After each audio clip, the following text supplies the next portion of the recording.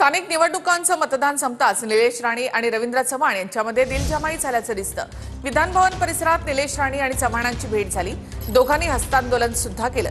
माझा लढा व्यक्तिविरोधात नव्हता तर व्यवस्थेच्या विरोधात होता असं निलेश राणेंनी म्हटलं।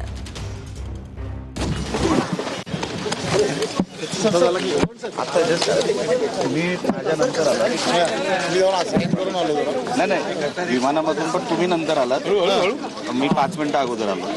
एअरपोर्टवर पण आपली चुकामुक झाली। आम्ही आता येताना मग आता आलो। हो हो एकदा सांगा।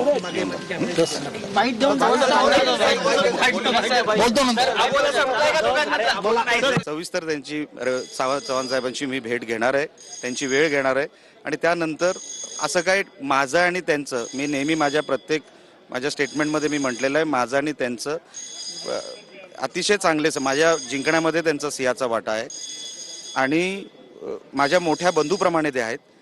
ते मला वेळ देतील, मी त्यांना जाऊन भेटणार। तुम्ही बरेचसे आरोप केले होते मालवण नगर परिषदेमध्ये। मी निवडणूक आयोगावर आरोप केले होते आणि एक रिट पिटिशन फाईल केले मी हायकोर्टामध्ये बोगस ओबीसी सर्टिफिकेटच्या माध्यमातून। आता त्याचा निकाल काय लागतो हे निवडणूक आयोगाने मला द्यायचं आहे, भारतीय जनता पक्षाने नाही। अभिनेते सयाजी शिंदेनी शिवतीर्थवर जाऊन राज ठाकरेंची भेट घेतली आहे। तपोवनातील वृक्षतोडीच्या मुद्द्यावरून भेट घेतली, तर दुसरीकडे मंत्री गिरीश महाजन सुद्धा तपोवनातील वृक्षतोडीच्या मुद्द्यावरून राज ठाकरे आणि उद्धव ठाकरे यांची भेट घेणार आहे। नाशिकमधल्या तपोवनातील वृक्षतोड प्रकरणी अभिनेते सयाजी शिंदेनी मनसे अध्यक्ष राज ठाकरेंची भेट घेतली। कुंभमेळ्यासाठी साधुग्राम बनवण्यासाठी वृक्षतोड होणार असल्यामुळे पर्यावरण प्रेमींनी तपोवन वाचवण्याची मोहीम हाती घेतली आहे। राज ठाकरे आणि उद्धव ठाकरे देखील पर्यावरण प्रेमींच्या बाजूने सरकारच्या विरोधात आक्रमक झाले। अशातच सयाजी शिंदेनी राज ठाकरेंची भेट घेतली। सरकार आपलं काय दुश्मन थोडी आहे। आंदोलन करण्याचं म्हणजे त्यांना आपली भूमिका समजलीच पाहिजे आणि झाडं वाचली पाहिजेत। मंत्री लेवलच्या माणसाला जर समजत नसेल, काढा खड्डे, आयुक्त लेवलला काढा खड्डे, लावा झाडं, एवढं महाराष्ट्राला कदा फसवतो। तपोवनातील वृक्षतोडी संदर्भात राज ठाकरे आणि उद्धव ठाकरेंची भेट घेणार असल्याचं मंत्री गिरीश महाजन यांनी म्हटलंय। निश्चित मला काही हरकत नाही। ज्यांचं एक ऑब्जेक्शन मी सगळ्यांना जाऊन भेटेल, उद्धवजींनाही भेटेल, राज ठाकरेंनाही भेटेल, ज्यांच्या काही अडचणी आहेत, तक्रारी आहेत, त्या सगळ्यांना जाऊन भेटेल। आणि 15,000 झाडं आम्ही नाशिकमध्ये लावल्याशिवाय, लोकांनी ते बघितल्याशिवाय आम्ही या झाडांना हात सुद्धा लावणार नाही। दरम्यान अजित पवारांच्या राष्ट्रवादीच्या अनिल पाटलांचं अजब गजब विधान समोर आलंय।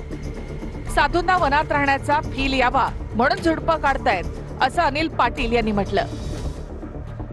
त्यामुळे केवळ फक्त 10 वर्षाच्या आतली जी झुडपं आहेत ती झुडपं काढून साधू संतांना सुद्धा एक वनामध्ये राहण्याचं फील त्या ठिकाणी आलं पाहिजे, त्या दृष्टिकोनातून त्यांची पावलं उचलली जात आहेत। तिकडे तपोवनातील वृक्षतोडी संदर्भातील बैठक निष्फळ ठरली। तपोवनातील एकही झाड तोडू देणार नाही असा आक्रमक पवित्रा आंदोलकांनी घेतला।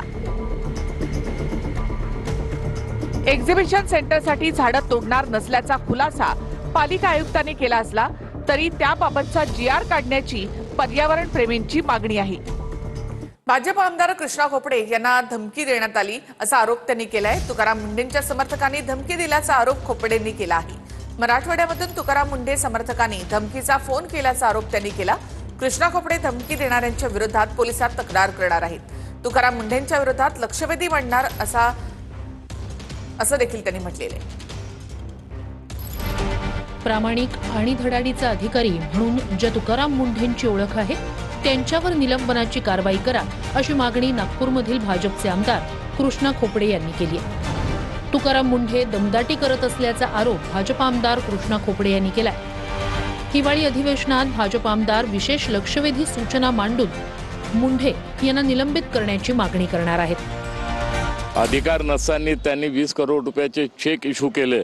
स्मार्ट सिटीच्या अधिकार नसताना ज्या महिलेने त्यांना फाईलवर सह्या करण्यास इन्कार दिला त्या महिलेला टॉर्चर केलं।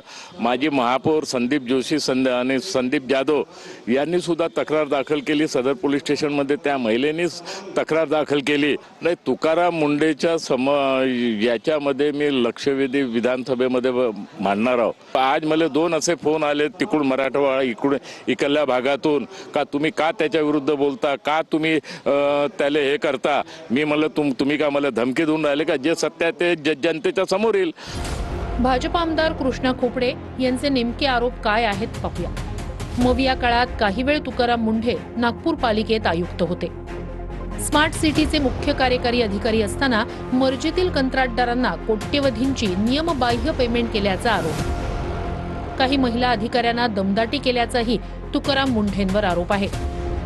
दोन्ही प्रकरणांचे FIR तेव्हा पोलिसांकडे दाखल झाले होते. मात्र उद्धव ठाकरे आणि मविया सरकारच्या दबावात तुकाराम मुंढेंविरोधात कारवाई न झाल्याचा आरोप करण्यात येतोय. काय झालं, तुकाराम मुंढेची कमिटी पार्थ पवारांच्या याच्यामध्ये बसवा असं आम्ही मागणी केली. आता तुकाराम मुंढेचं नाव काय आम्ही घेतलं तर त्याच्यावरच भ्रष्टाचाराचे आरोप लावून टाकले. आता सरकार आहे, सरकार मायबाप कोणाचा गळा कापणार, कोणाचा ठेवणार. इंडिगो विमान सेवेच्या गोंधळामध्ये हस्तक्षेप करण्यास सुप्रीम कोर्टानं नकार दिलाय. हे प्रकरण सरकारलाच हाताळू द्या असं म्हणत कोर्टानं हस्तक्षेप करण्यास नकार दिलाय. तर इंडिगो प्रकरण आणि अदानींचा संबंध आहे का असा सवाल करत पृथ्वीराज चव्हाणांनी केंद्रीय विमान वाहतूक मंत्र्यांवर निशाणा साधलाय. दरम्यान इंडिगोची आज 224 उड्डाणं रद्द झाली आहेत.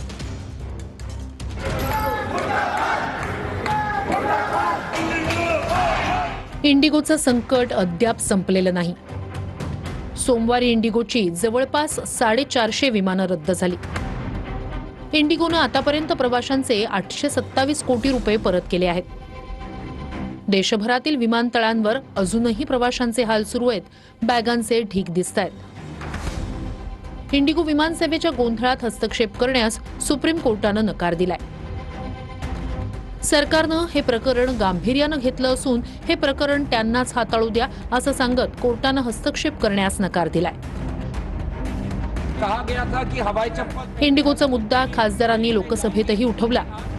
यावर मंत्री उत्तर देतील असं लोकसभा अध्यक्षांनी सांगितलं.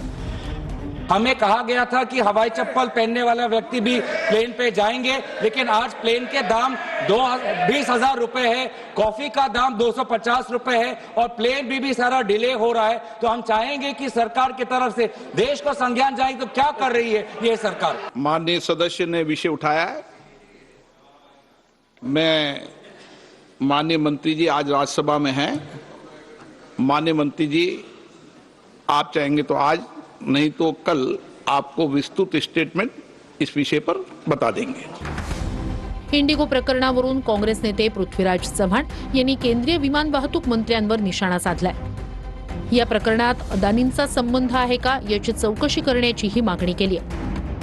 पहिली मागणी आमची अशी आहे, केंद्र सरकारने विशेषतः केंद्रीय विमान वाहतूक मंत्र्यांनी राममोहन रेड्डी यांनी जाणून बुजून इंडिगोला प्रचंड मोठा नफा होण्याकरता या नियमाची अंमलबजावणी न करता त्यांना शिथिलता देत गेले. राममोहन नायडू भारताचे हवाई वाहतूक मंत्री यांचा ताबडतोब राजीनामा घेतला पाहिजे. त्यांची ताबडतोब हकालपट्टी केली पाहिजे. इंडिगोचा जो प्रकार झाला आणि 8 दिवसापूर्वी अडानींनी जी फ्लाईट सिम्युलेटर ट्रेनिंग कंपनी घेतलेली आहे त्याचा काही संबंध आहे का?